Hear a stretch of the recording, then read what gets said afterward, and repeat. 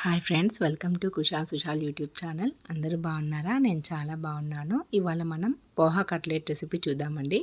బాగుంటుంది. కావాల్సిన ingredients, first మనం ఒక బౌల్ తీసుకొని అందులో 1.5 కప్ పోహా యాడ్ చేసుకోవాలి.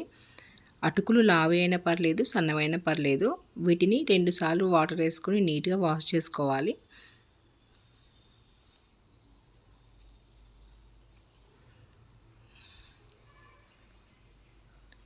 వాష్ చేసుకున్న తర్వాత వీటిని ఒక స్ట్రైనర్లోకి తీసుకోవాలి. ఎక్స్ట్రా వాటర్ ఏమైనా ఉంటే వెళ్ళిపోతాయి. అలానే ఇవి తడితోని కొంచెం సేపు ఉంచాలి, మెత్తబడిపోతాయి.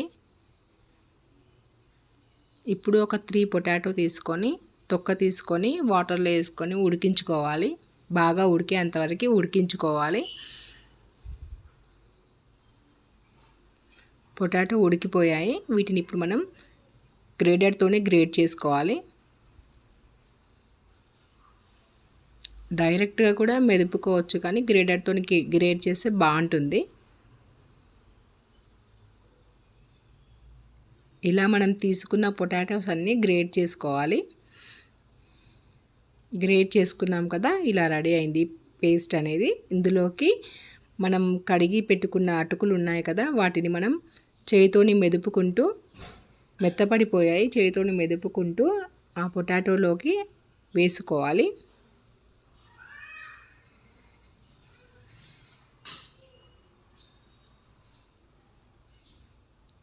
ఇందులోకి 1 కప్ క్యారెట్ తురుము కూడా వేసుకుంటున్నాను.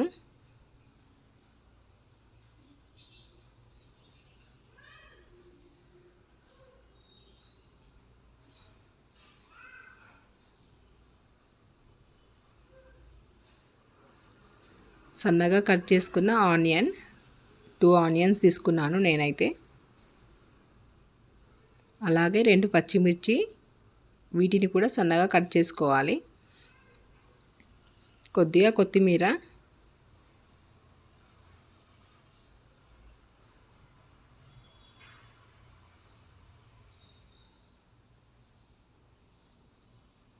ఇంకా ఛానల్ సబ్స్క్రైబ్ చేయని వాళ్ళు సబ్స్క్రైబ్ చేయండి ఫ్రెండ్స్.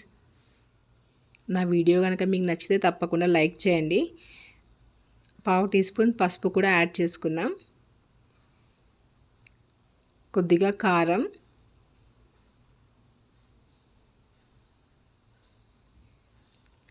టేస్ట్కి సరిపడా సాల్ట్,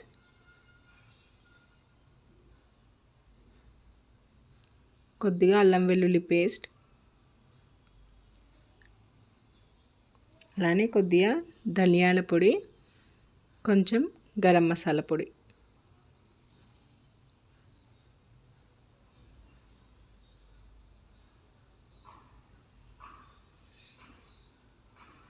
ఇవన్నీ వేసుకోవాలి ఫ్రెండ్స్. మనం కొంచెం నిమ్మరసం కూడా యాడ్ చేసుకోవాలి.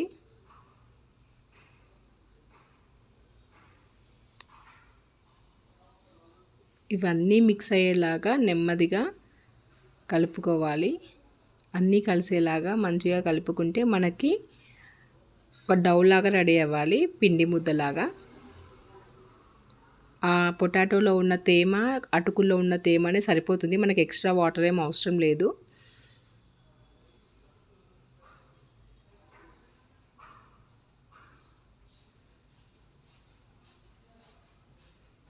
ఇలా రెడీ అయింది ఫ్రెండ్స్. వీటిని మనం ఇప్పుడు ఉండల్లాగా తీసుకొని, మనకి ఏ సైజు కావాలంటే ఆ సైజులో ఉండల్లాగా తీసుకొని రౌండ్ బాల్ లాగా చేసి అరచేతిలో పెట్టుకొని నొక్కుకోవాలి కట్లెట్ షేప్లోకి. సైడ్స్కి బాగా విడిపోకుండా ప్రెస్ చేయాలి. ఇలా మనకు కావాల్సిన అన్నీ మొత్తం రెడీ చేసి పెట్టుకోవాలి ఫ్రెండ్స్. ఇలా రెడీ అయ్యాయి కదా, వీటిని ఆయిల్ హీట్ చేసుకోవాలి స్టవ్ పైన. ఇది మైదా పిండితోని వాటర్ రెడీ చేసుకున్నాము. కొద్దిగా మైదా పిండి వేసి కొంచెం వాటర్తోని పల్చగా రెడీ చేసుకోవాలి. ఆయిల్ హీట్ అయ్యింది. ఇప్పుడు మనం రెడీ చేసి పెట్టుకున్న కట్లెట్ని మైదా పిండి వాటర్లో డిప్ చేసుకుంటూ ఆయిల్లో వేయాలి.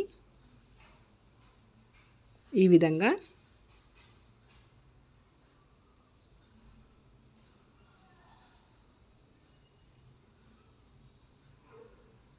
మనకి ఇంకా యాడ్ చేసుకోవాలంటే మైదా వాటర్లో డిప్ చేసిన తర్వాత బ్రెడ్ క్రమ్స్లో యాడ్ చేసుకోవచ్చు, సేమియాలో యాడ్ చేసుకోవచ్చు. ఇలా ప్లెయిన్ అయినా బాగుంటుంది.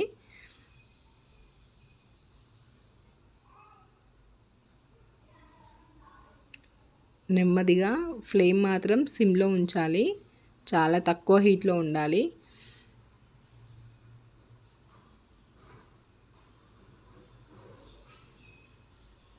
ఒక 2 నిమిషాలు ఆగి తిప్పుకోవాలి అటు ఇటు, అప్పుడే తిప్పొద్దు. రెడీ అయ్యాయి ఫ్రెండ్స్. ఇప్పుడు మనం వీటిని ప్లేట్లోకి తీసుకుందాం.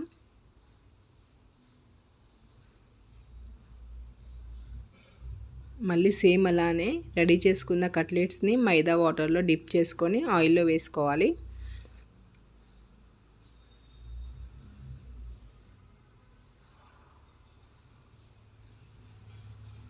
తప్పకుండా ట్రై చేయండి ఫ్రెండ్స్, రెసిపీ చాలా బాగుంటుంది. ఈవినింగ్ టైంలో స్నాక్స్కి పిల్లలకి ఇస్తే చాలా బాగా ఎంజాయ్ చేస్తూ తింటారు. అన్నీ మనకి మంచి ఇంగ్రీడియంట్సే ఉంది, అన్నీ హెల్తీ ఫుడే.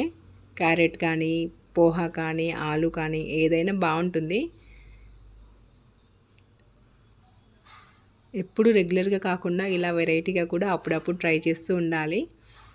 పిల్లలు ఇంట్రెస్టింగ్గా తింటారు. రెడీ అయింది ఫ్రెండ్స్. ఇలా మనం సర్వ్ చేసుకోవాలి. టమాటో సాస్తో సర్వ్ చేసుకుంటే బాగుంటుంది.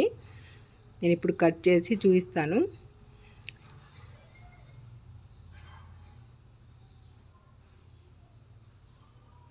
ఇలా మంచిగా ఉడికిపోయింది ఫ్రెండ్స్. చాలా బాగుంది టెక్స్చర్ చూడడానికి, టేస్ట్ కూడా అంతే బాగుంది.